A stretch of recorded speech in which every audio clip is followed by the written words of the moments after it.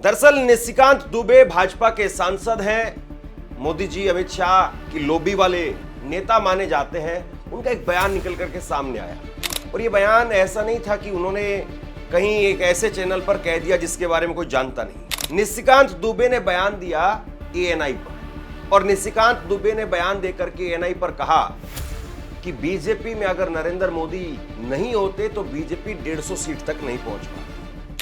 अब उनका ये जो बयान निकल करके सामने आया, इसको आरएसएस के साथ में, मोहन भागवत के साथ में, जो 75 वर्ष के साथ में रिटायरमेंट वाला जो प्लान है उसके साथ में भी जोड़ करके देखा जा रहा है। लेकिन सवाल ये है कि निशिकांत दुबे इस बात को कह रहे हैं कि अगर मोदी जी नहीं होते तो बीजेपी 150 सीट पर नहीं पहुंच पाती। क्या मौजूदा वक्त में यही हकीकत है? क्या इस वक्त में जिस तरीके से नीतीश कुमार या फिर यूं कहें कि तेजस्वी यादव या फिर यूं कहें कि चंद्रबाबू नायडू, जो सब आज मोदी पर मजबूरी में ही सही चिपके हुए हैं, क्या वो भी इस बात का इंतजार कर रहे हैं कि इस फेविकोल का समय खत्म हो?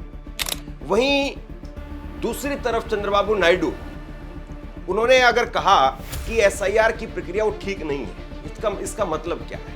उन्होंने जो सवाल खड़े किए, तो क्या बीजेपी एक हथियार के तौर पर चुनाव आयोग के कंधे पर बंदूक रख करके एसआईआर की प्रक्रिया को करवा रही है?